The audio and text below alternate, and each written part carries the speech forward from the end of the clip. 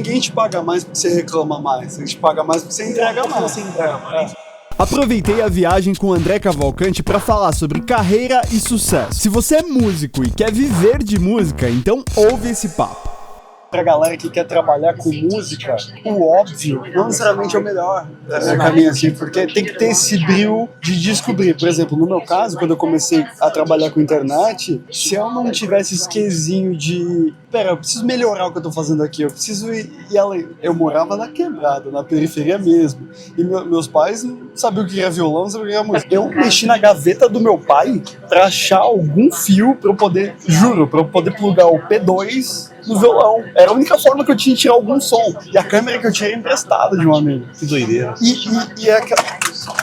Caio, por mais que hoje eu olhe pra trás, porra, não é o melhor recurso, mas era o melhor na condição que eu tinha. E tu arrumou uma saída. Arrumou uma saída. Pelo menos dava pra eu pegar o linha, juntar com o microfone da câmera e ter o menos pior da situação e tudo mais. E se não fosse pensar desse jeito, cara, não ia rolar. Sabe por quê? Tem uma coisa muito interessante nisso. Eu vejo isso muito em casos de pessoas de sucesso como você. Não se limita pelo que tem. Que é daí que a gente gera a nossa maior criatividade. O que eu tenho? Não tem nada. Eu não sei nem como é que pluga um violão. Cara, pega um fio do meu pai. Tá ligado? Que isso vai mexendo, vai fazendo. Isso é você aceitar que, assim, dane-se a minha limitação, eu vou fazer. Um dia eu vejo galera com um celular que faz coisas que na época a gente tinha que ter um montão de coisa pra fazer, se limita a fazer, pô. Total. Isso é roubar você, galera, não se limitem.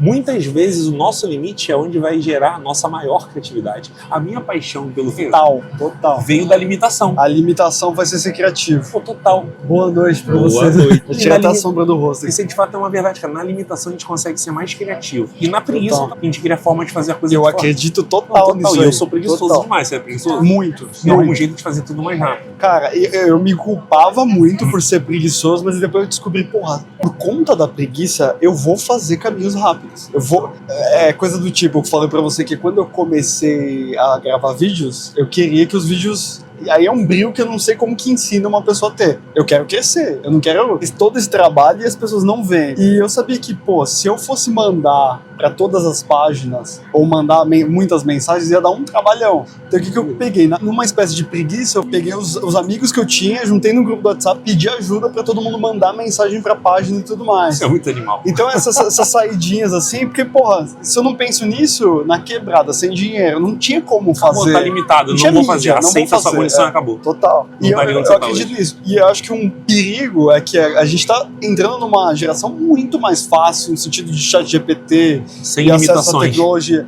E aí a galera não tem criatividade, não se esforça. Doideira. A limitação traz muito. A minha paixão pelo fingerstyle eu era disso. Porque Total. eu sempre fui produtor musical, então eu tinha todos os recursos na minha mão. Se eu quisesse uma batida, a gente bota uma batida, a gente assente como é que é. E o fingerstyle pra gente construir, agora eu vou botar uma batida. Pô, é um rolezinho. Então existem limitações, a gente não consegue fazer. Aquilo me encantou. Doideira. Porque eu saí daquele mundo livre pro mundo limitado, mas que eu conseguia fazer algo muito interessante com aquilo. Total. Foi uma paixão. E por conta da limitação, você vai ter que ser realmente hiper criativo e ter saídas. E sabe o que é legal que eu gosto? De acreditar no improvável. É isso que a música, às vezes, eu acho muito doido. Porque, assim, quando a gente pega coisas que já existem como referência e reproduz, beleza, existe ali um mérito. Mas quando você acredita em algo que você não sabe se vai dar certo, isso é genial. Isso que você acha incrível. Genial, então, por exemplo, tem técnicas hoje que eu uso, muitas delas são representações de músicos que eu já vi. Eu não vejo tanto mérito conquistar cabos. Eu vejo mérito assim, como é que aquele cara acreditou que aquele tipo de movimento ia funcionar? E apostou e investiu.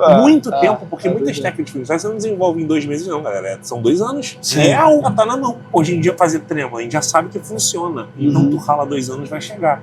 Mas do início, opa, isso aqui é legal. Será que vai dar certo? Criar, eu vejo muito o Alexander Misko, ele tem muita técnica que não existe aqui, né? Não tem escola disso. Exatamente. Você fala, pô, esse cara acreditou nisso aqui, investiu, fez, repetiu e tá na mão. Porra, isso é muito difícil, cara. Isso é genial. Isso é genial. E sabe qual o mágico? Me encantou mais ainda no fingerstyle? Porque assim, eu comecei a aprender nas técnicas dos caras. Quando a gente começa a fazer os nossos, sem querer, a gente começa a ter as nossas saídas. Olha só, e a gente acaba criando coisas que a gente passa a querer. Cara, pra eu acreditar nisso, eu tenho que levar um tempo. Isso é muito legal. Eu acredito em algo que eu acho que você acredita também e que mudou minha vida, que é no copiar. Eu acredito no copiar. É muito louco falar em copiar, pro vídeo, mas toda vez que eu copiei pessoas de excelência, eu fiz uma engenharia reversa e o cérebro começa a entender os padrões que aquela pessoa enxergou, e aí você começa a criar com esse parâmetro. Então, vale a pena realmente, se você não sabe editar, você pega um vídeo com o que você quer, né, parecido com o que você quer, e coloca do lado e vai fazer a cor igual, vai fazer o corte igual. Acho que você fez muito isso com música no início, né? Produzindo profissionalmente já, uns artistas já de nome, trabalhos, o que eu sempre fazia? O meu modus operandi na produção, inicialmente era sempre copiar arranjos. Real. Eu pegava a música tem esse BPM, eu procurava músicas que eu pirava, tinha aquela textura, e eu copiava aquilo ali. Não copiava idêntico, né? Eu pegava essências de um e de outro. Mas de a música cresce aqui, tem um bumbo desse jeito, uma coisa você vai modelando. Mas de algum motivo eu me senti uma farsa por isso, pra ser bem sincero. Tá. Até que eu li o livro Roube como Artista. Sei. Aquele livro, o que ele fez? Ele não mudou meu modus operandi, ele fez eu não me sentir uma farsa. Porque automaticamente a música são cópias. Só que a gente tem dois caminhos, ou deixar aquilo você buscar no que você já tem, que vai ser super limitado, mas você vai conseguir fazer. Ou você se abrir pra usar lado a lado pra te estimular a fazer do seu jeito. E querendo ou não, mais que a gente faz do nosso jeito. Então é diferente. E a música, a arte, ao meu ver, é uma sucessão de cópias que você faz muitas vezes de forma intuitiva. Eu aproveito o lado intuitivo e também aproveito o lado não intuitivo. Total. Auxilia a gerar texturas diferentes e não ser repetitivo. Total. Se a pessoa tem uma autoestima intelectual baixa, só de ouvir a palavra copiar, a pessoa se incomoda. Porque como ela não acredita nela, ela acha uma impostora fácil nesse ambiente. É o que aconteceu com você, acho que aconteceu comigo, só que de alguma forma a gente sobrepôs o lado de, não, a gente sabe que esse caminho é o melhor caminho e tal. Mas se eu não tivesse pegado, por exemplo, um arranjo da Billie Jean, do Sunga Jung, eu nunca ia pensar em como ele colocou aquele baixo e aquela harmonia ao mesmo tempo e nunca ia ter desbloqueado isso. E hoje eu consigo fazer isso e fiz na Thriller, que é um arranjo meu. E vira natural. É natural. E sem sentir, você já começa a fazer do seu jeito. Porque aí você bota uma caixa no lugar, que numa posição da música que o cara nem bota. Porque pra você já é mais natural. Aí a gente vai achando nossa linguagem, a nossa naturalidade de construir a nossa forma de fazer. Total. Mas até porque a gente, cara, a nossa memória, ela é limitada. Então muitas vezes pra produzir, eu sempre precisei produzir em uma quantidade grande. Como é que eu vou criar, por exemplo, 10 arranjos no mês, depois 15 arranjos no outro mês? É mais fácil você pegar referência. Que realmente não existe uma, isso aqui é muito único. Não, a música não é. É uma associação de cópias, só que a gente vai trazendo a nossa linguagem, a gente vai ter texturas diferentes, a gente vai trazer letras diferentes, a gente vai jogar aquilo num cenário diferente. Isso já muda todo o contexto. Total. Muito legal. E é libertador, porque a gente vai criando nossas bibliotecas de cópias reais. E eu crio, tem playlist, que essa aqui eu gosto muito, deixa eu salvar, porque uma hora isso vai me estimular pra alguma parada. Aí o cara quer ter algum arranjo, alguma parada, eu não sei nem por onde começar. Se eu for começar muitas vezes do meu natural, eu vou ser repetitivo, porque o meu fluxo de trabalho é grande, muitas músicas por mês. Não tem sentido, eu vou naquela biblioteca, nossa, olha essa bateria que legal. Eu não ia pensar naquilo, ela já me traz um estímulo, eu uso aquele groove, mas aí são outros acordes, é outra linha de guitarra, as coisas vão mudando e acaba criando a sua, de alguma forma fica autêntico. E pode até ter algum desbloqueio do cérebro quando você vê referências que não seja tão consciente, porque, por exemplo, às vezes eu quero ter ideia de vídeo e eu sempre falo que o artista, que tem essa centelha do artista, ele é esperançoso. Porque ele tá com um quadro em branco na frente dele, mas ele sabe que vai sair alguma coisa. Ele sabe. Ele não sabe o que. E às vezes até 90% do processo ele não sabe o que. Então os últimos 10% ele acerta. E às vezes eu pego vídeos pra assistir, e às vezes vídeos que não tem nada a ver com o assunto. E aquilo. Por que eu não gravo isso aqui? Por que eu não gravo em si? Por exemplo, eu fiz um criativo que é o criativo vencedor até agora, que tá vendendo os meus treinamentos. O top, assim, eu gravo em cima do carro. Eu subi em cima do carro e pedi pra pessoa que trabalha comigo ir no andar de cima da minha casa e filmar de cima, assim. E eu lembro que eu tinha um vídeo salvo que não era em cima de um carro, mas era um ângulo de cima. Mas eu falei, pô, aqui o carro que tá aqui, eu subi em cima dele, e é um gancho, né? E o gancho, se vocês produzem conteúdo, uma das coisas mais importantes de se aprender, principalmente para conteúdo curto, é gancho. Gancho, pensa no gancho que você prende na pessoa e ela tá rolando, você vai travar ela ali, porque é disruptivo, né? Fora do comum e tal.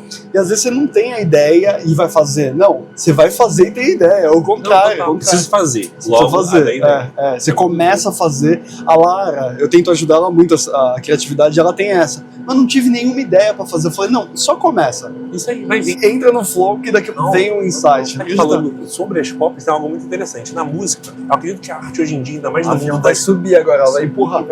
No no mundo das playlists, Lebert, que a gente tem que trazer familiaridade pra galera. Então, intencionalmente, eu pego timbres de músicas que naquele segmento fazem muito sucesso, eu pego melodias, porque eu sei que a pessoa, quando ouvir de cara, ela vai se sentir familiarizada, ela vai gostar da música. Então, ao nosso favor. Então, pop é ao nosso favor, total. Tá validado. Exatamente.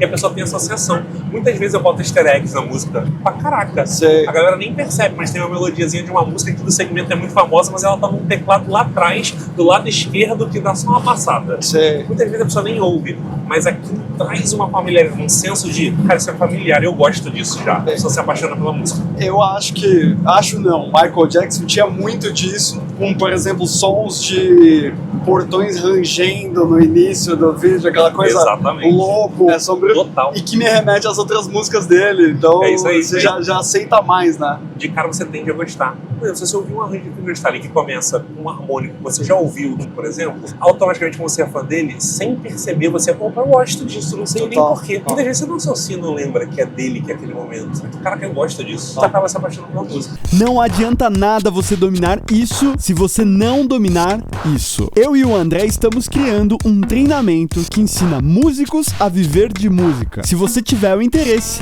clica no link na descrição e entra pro nosso grupo exclusivo.